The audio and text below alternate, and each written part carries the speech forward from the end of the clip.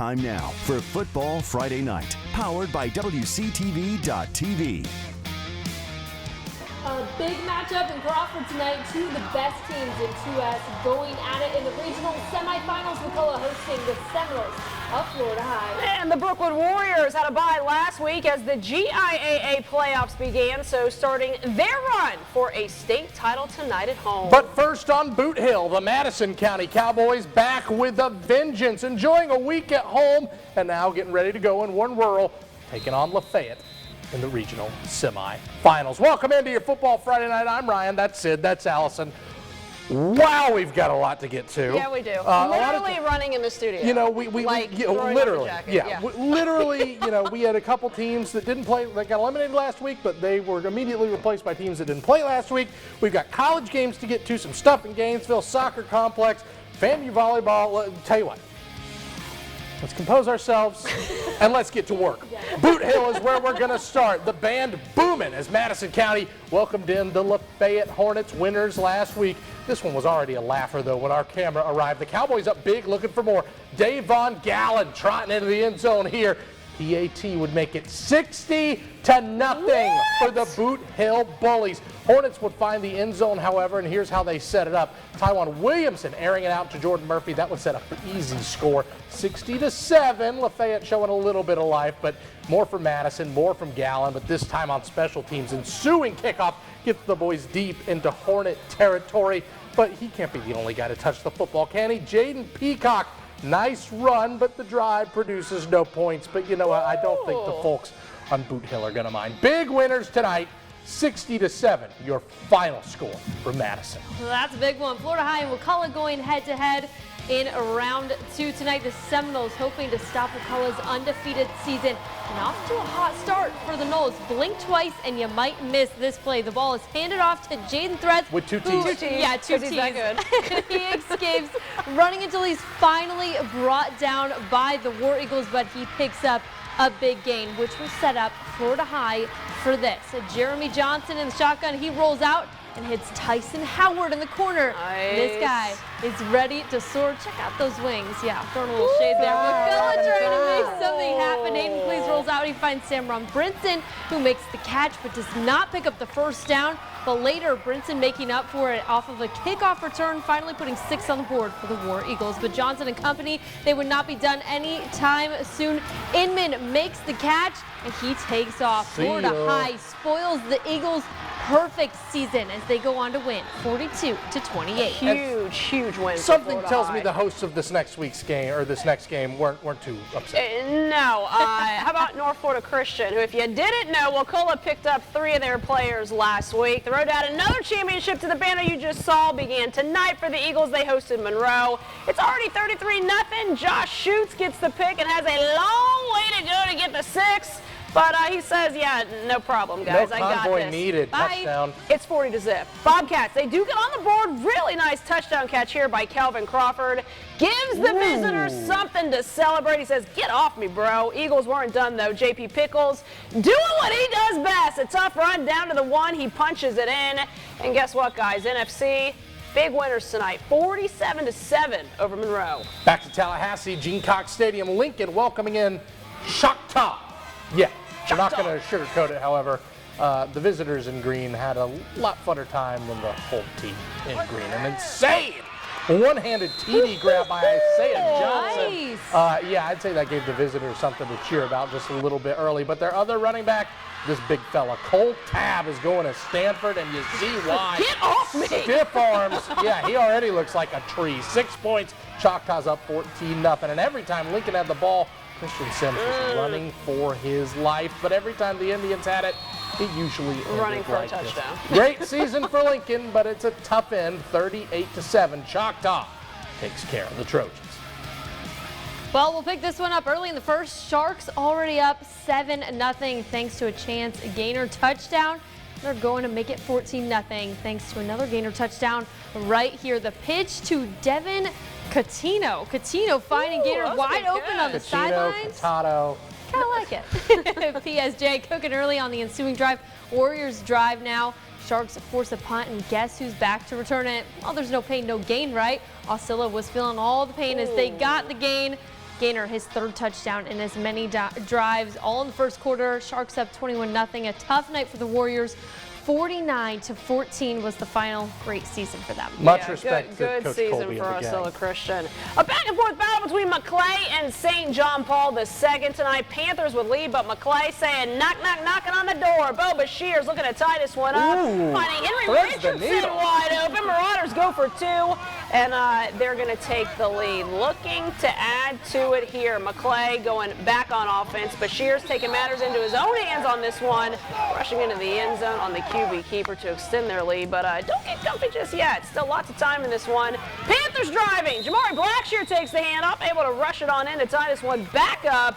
St. JP2 able to hold on. What a game. 42-37. A big win over their rival to advance in the postseason. Sunshine State down, Peach State to go, including a lot of big matchups like one at Centennial Field.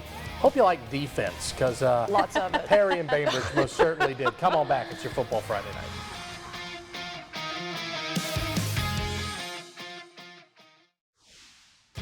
Earlier this week, we unveiled our 4 Battle for the Banner Student Section of the Year semifinalists, 2 of them hosting home games tonight with a last chance at a first impression. The Bainbridge Student Section, their theme was pajamas, I'm told. The Stinger Swag over at Thomas County Central, their theme was frat party. So lots of backwards caps and bundles. I also saw someone with the classic frat, the bow tie and all that. Anywho, one of these teams had a whole lot to cheer about. The other did not. They both brought it. We'll deliberate with both them, Florida High and Swanee. We'll have a winner for you soon, but tell you what, we'll have highlights right after this on your Football Friday night.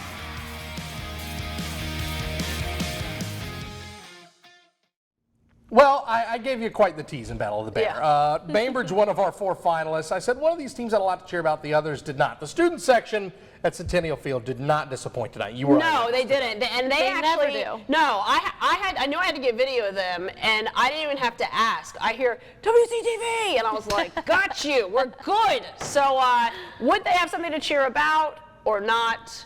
That's what we're going to get into now. Bainbridge hosting Perry tonight in the second round of the 4A playoffs. Jeff Littleton and company looking to inch closer to Atlanta. This one's slow moving, guys. Bearcats up 3-0. I was about to say, I got what you were putting down with inch closer. Yeah, defense. How's this for good D? The ball tipped. Treverius Freeman all over it. Makes the diving INT. Bainbridge looks to get the offense rolling. Perry returns the favor. Special teams tip causes the field goal attempt to be no dice. Later, Panthers on offense.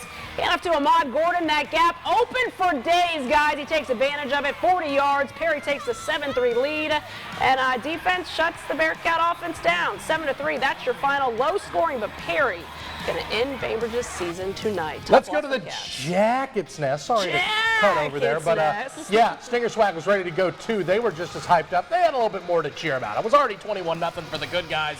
And how about this? A defensive masterclass. Taiwan Christopher is all over it. Jonesboro has to punt. He is ready to go. Uppercut. We like a little street fighter. Ensuing Central Drive. Listen, we talk about how explosive Trey Benson can be, or Brenton can be. Trey Benson's pretty explosive too. But look at how this guy just keeps his feet chugging. Big, hard run for a Central first down. Later in the drive, Kobe Carnage's turn to give the Cards a little venom. See what I did there? Bounces one outside, near sideline. First and goal, Yellow Jackets. Inside the 3, Brenton, exclamation point, up the gut. 28-0. Central with an absolute laugher yet again. 56-6, your final score for TCC. No shutting them down anytime soon. The undefeated Colquitt Packers hosting Westlake at 7A. Midway through the first quarter, getting on the board, Nico Fan rolls out to the right. He finds Zay Williams alone behind the defense. Zay does the rest of the work on his way into the end zone.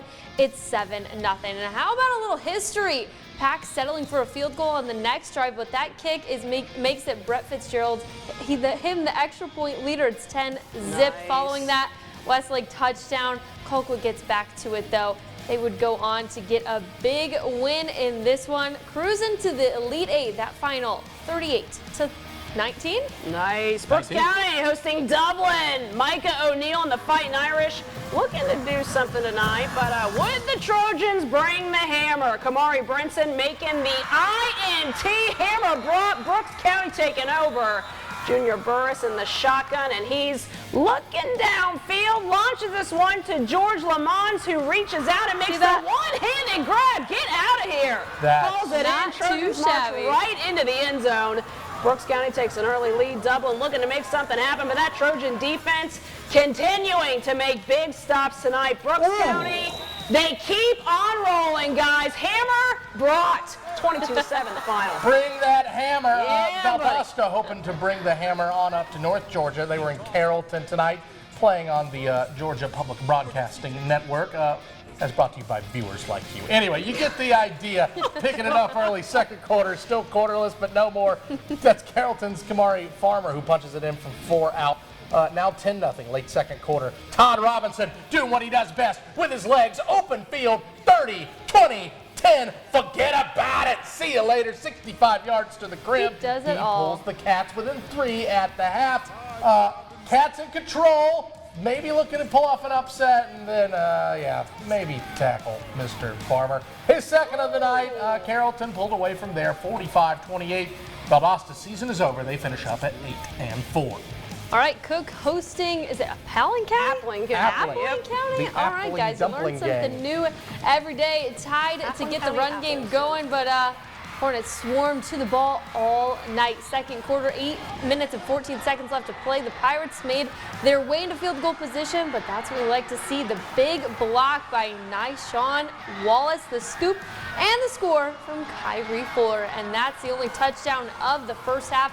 So Hornets take down the Pirates 24-14. Host Columbia next week in the quarterfinals. All right, finally, let's go to Thomasville. Brookwood was hosting Pinewood Christian in the GIAA playoffs.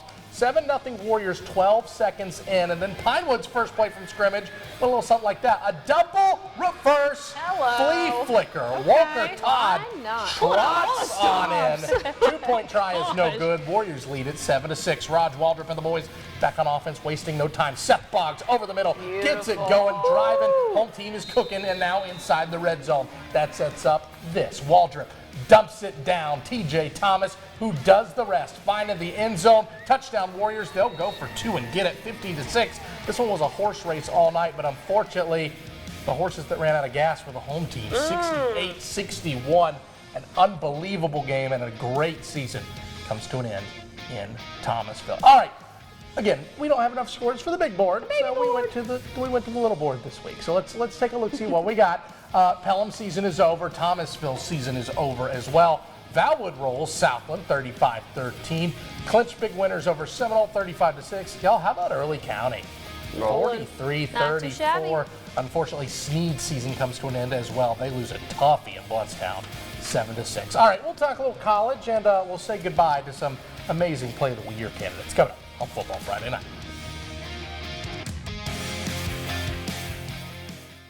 Monday, we rolled out our first Play of the Year poll. All 12 plays, you got to decide. Tonight, we have to say goodbye to the bottom 3 who got the least amount of votes.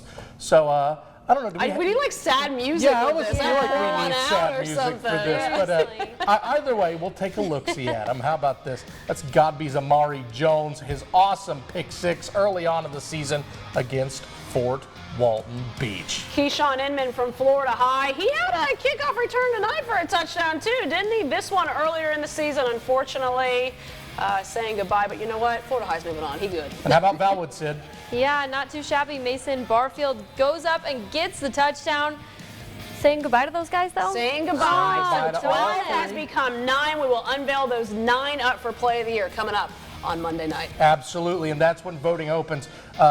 Alison keeps track of the voting. Apparently, y'all went insane. Yeah, there was like 7,000 total votes my this week. goodness. It was but again, all you got to do is make the number we're looking for. 9 will become 6 next week. Make that top 6. Still in the running for Play of the Year. So if you voted for your favorite play this week, make sure you vote next week.